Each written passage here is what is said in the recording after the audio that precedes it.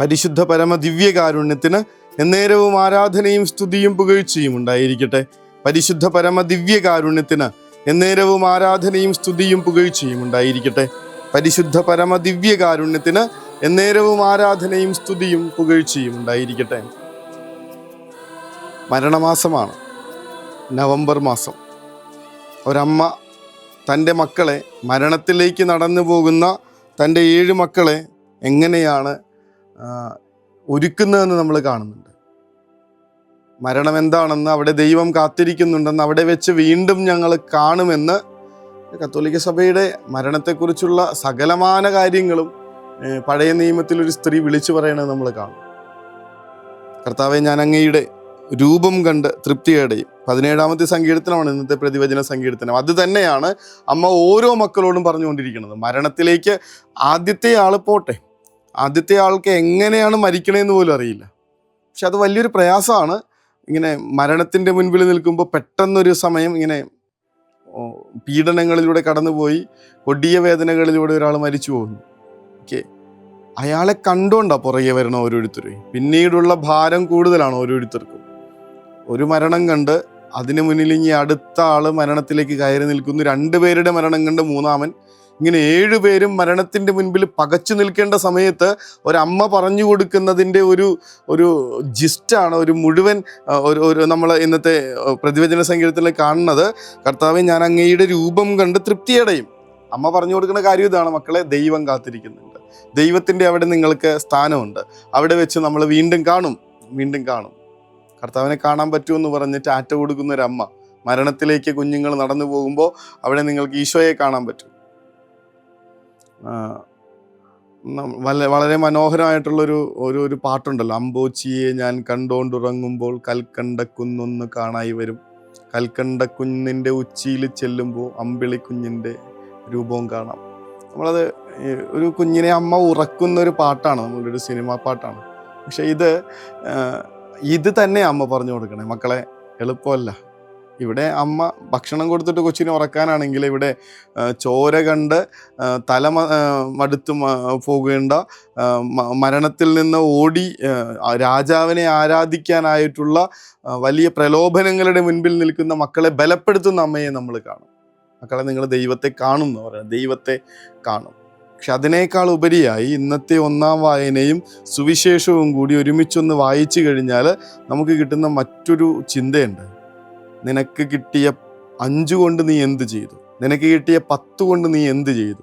നിനക്ക് കിട്ടിയ 1 കൊണ്ട് നീ എന്ത് ചെയ്തു? താലന്തിൻ്റെ ഉപമയാണ് അത്. അതിൻ്റെ അങ്ങേയറ്റത്തെ സാധ്യത ഈ അമ്മ കാണിച്ചു തരുന്നുണ്ട്.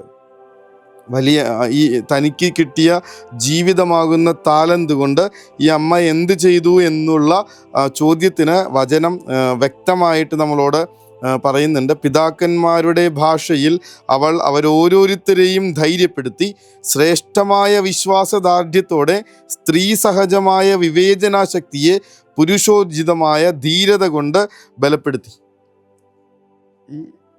ഈ ഒരു ജീവിതം കൊണ്ട് ഒരമ്മയ്ക്ക് ചെയ്തു കൊടുക്കാൻ പറ്റുന്ന ഏറ്റവും വലിയ കാര്യം ഈ അമ്മ അവർക്ക് ചെയ്തു കൊടുത്തിട്ടുണ്ട്. കർത്താവിന് എനിക്ക് 7 തന്നത്, അത് 70 തിരിച്ചു തരണമെന്ന് പറയണ വിധത്തിൽ ഈ മക്കളെ അത്രയും ബലപ്പെടുത്തി ആയിട്ടാണ് അമ്മ ഈശോയുടെ കരങ്ങളിലേക്ക് തിരിച്ചു കൊടുക്കുന്നത്. മക്കളെ, നിങ്ങൾ എൻ്റെ ഉദരത്തിൽ എങ്ങനെ രൂപം കൊണ്ടെന്ന് എനിക്കറിയില്ല. നിങ്ങൾ എങ്ങനെയാണ് എൻ്റെ ഉദരത്തിൽ രൂപം കൊണ്ടതെന്ന് എനിക്കറിയില്ല. നിങ്ങളുടെ ജീവനും ശ്വാസവും നൽകിയതും നിങ്ങളുടെ അവയവങ്ങൾ വാർത്തെടുത്തതും ഞാനല്ല, മനുഷ്യനെ ഉരുവാക്കുകയും എല്ലാറ്റിൻ്റെയും ആരംഭം ഒരുക്കുകയും ചെയ്ത ലോക സൃഷ്ടാവ് തൻ്റെ നിയമത്തെ പ്രതി നിങ്ങളെ തന്നെ വിസ്മരിക്കുന്നതിനാൽ കരുണാപൂർവം നിങ്ങൾക്ക് ജീവനും ശ്വാസവും വീണ്ടും നൽകും. മരണത്തിൻ്റെ മുൻപിൽ നിൽക്കുന്ന ഒരാൾക്ക് ഇതിലും വലിയ സുവിശേഷം എന്താ കിട്ടാനുള്ളത്? സൃഷ്ടാവ് നിങ്ങളെ തന്നെ വിസ്മരിക്കുന്നതിനാൽ നിങ്ങൾക്കുള്ള ജീവനും ശ്വാസവും തിരികെ നൽകുന്ന അമ്മ പറയണേ. തൻ്റെ ജീവിതമാകുന്ന താലന്ത് കൊണ്ട് ഇതുപോലെ മക്കളെ നേടിയെടുത്ത, അത് കണ്ടു നിന്നിരുന്ന മനുഷ്യരെ നേടിയെടുത്ത, ആയിരക്കണക്കിന് വർഷങ്ങൾ കഴിഞ്ഞിട്ടിപ്പുറവും നമ്മളെ ഓരോരുത്തരെയും ഇങ്ങനെ വിശ്വാസത്തിൽ അടിയുറച്ച് ജീവിക്കാൻ ഉത്തേജിപ്പിക്കുന്ന ഒരു ഉദാഹരണമായി അമ്മ തൻ്റെ ജീവിതത്തെ മാറ്റുന്നത് കാണുന്നില്ല. താലന്ത് വർദ്ധിപ്പിക്കുന്നത് ഇങ്ങനെയാണ്. കർത്താവിനോടൊന്ന് പ്രാർത്ഥിക്കുക.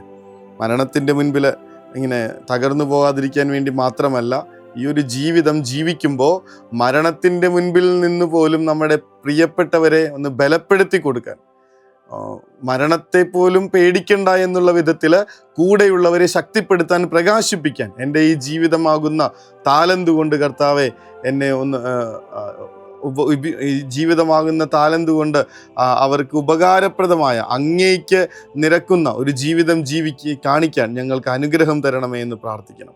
അങ്ങ് തന്ന ഈ താലന്താകുന്ന ജീവിതം, അങ്ങാകുന്ന ഈ ജീവിതമാകുന്ന താലന്ത് കർത്താവെ അങ്ങേക്ക് വേണ്ടി മനുഷ്യരെ നേടിയെടുക്കുന്നതിന് വേണ്ടി ഉപയോഗിച്ചില്ലെങ്കിൽ പിന്നെ എന്തിന്? മരണത്തിൽ നിന്ന് പോലും പ്രിയപ്പെട്ടവരെ, തൻ്റെ കുഞ്ഞുങ്ങളെയൊക്കെ ദൈവത്തിന് വേണ്ടി നേടിയെടുത്തൊരമ്മയാണ് എങ്ങനെ ജീവിതമാകുന്ന താലന്ത് ഉപയോഗിക്കണമെന്നുള്ളതിന് നമ്മുടെ മുൻപിൽ ഏറ്റവും നല്ല സാക്ഷ്യം. കർത്താവെ ഞങ്ങളെ സഹായിക്കണം. ഈ ജീവിതം കൊണ്ട് ഇതുവരെയും ഒരാളെപ്പോലും അങ്ങേക്ക് വേണ്ടി നേടാൻ പറ്റാത്ത ഞങ്ങൾ ഇങ്ങനെ തലകുനിച്ച് നിൽക്കുകയാണ്. ഇനിയുള്ള കാലമെങ്കിലും അങ്ങയിലേക്ക് മനുഷ്യരെ ആകർഷിക്കുന്ന വിധത്തിൽ ഈ അങ്ങയുടെ ഇഷ്ടത്തിനനുസരിച്ച് ഞങ്ങൾ ജീവിച്ചു കൊള്ളാമെന്ന് വാഗ്ദാനം ചെയ്യാം. അതിനുവേണ്ടി പരിശ്രമിച്ചു കൊള്ളാമെന്ന്, അങ്ങിലേക്ക് മനുഷ്യരെ അടുപ്പിച്ചു കൊള്ളാമെന്ന്, തളർന്നും തകർന്നും പ്രയാസപ്പെട്ടും നിരാശയിലും ജീവിക്കുന്ന മനുഷ്യരെ പ്രത്യാശ കൊടുത്തും കർത്താവിൻ്റെ സുവിശേഷം പറഞ്ഞും അവിടുന്നിലേക്ക് ആകർഷിക്കുകയും വിളിച്ചു കൊണ്ടുവരികയും ചെയ്യുന്ന മനുഷ്യരായി തീരാമെന്ന്, അങ്ങനെ എൻ്റെ ജീവിതമാകുന്ന താലന്ത് ഇരട്ടിക്കിരട്ടിയാക്കി അങ്ങയുടെ കരങ്ങളിലേക്ക് തിരികെ നൽകാമെന്ന് സ്വയെ വലിയ സ്വപ്നം കണ്ടുകൊണ്ട് ഞങ്ങൾ അങ്ങേക്ക് വാക്ക് തരും. അതിനായുള്ള അനുഗ്രഹം തമ്പുരാനെ അങ്ങ് തന്നെ ഞങ്ങൾക്ക് കനിഞ്ഞരുളണമേ എന്നുള്ള പ്രാർത്ഥനയോടുകൂടെ നമുക്ക് കർത്താവിന്റെ ആശീർവാദത്തിനായി കാരുണ്യമേ അനന്ത സ്നേഹമേ,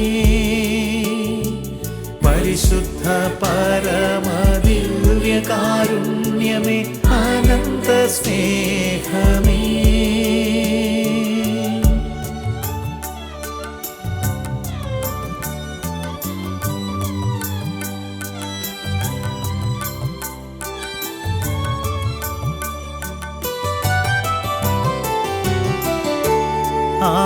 പരിശുദ്ധ പരമ ദിവ്യകാരുണ്യത്തിന് എന്നേരവും ആരാധനയും സ്തുതിയും പുകഴ്ചയും ഉണ്ടായിരിക്കട്ടെ.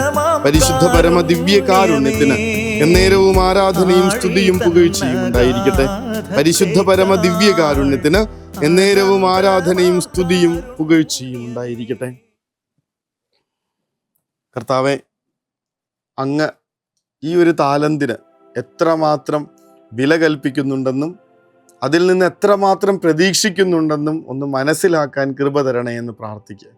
കൂടുതൽ ലഭിച്ചവനിൽ നിന്ന് കൂടുതൽ ആവശ്യപ്പെടുമെന്നുള്ള വചനം ഞങ്ങളുടെ ജീവിതത്തെ ഭാരപ്പെടുത്താത്ത വിധത്തിൽ കർത്താവെ അങ്ങേക്ക് തിരിച്ചു തരാൻ പറ്റുന്ന പാകത്തിൽ ഞങ്ങളുടെ ജീവിതത്തെ പരുവപ്പെടുത്തിയെടുക്കാനും അങ്ങേക്കുള്ളതാക്കി മാറ്റാനും ഞങ്ങളെ അനുഗ്രഹിക്കണേ എന്ന പ്രാർത്ഥനയോടെ ഉറക്കത്തിലേക്ക് പോകാം. കരുണതൻ കയർ പിടിച്ച് നയിച്ചിടും സ്നേഹമേ, ദിവ്യകാരുണ്യ സ്നേഹമേ, പരിശുദ്ധ സ്നേഹമേ, പരിശുദ്ധ പരമദിവ്യകാരുണ്യമേ അനന്ത സ്നേഹമേ, പരിശുദ്ധ പരമദിവ്യകാരുണ്യമേ അനന്ത സ്നേഹമേ.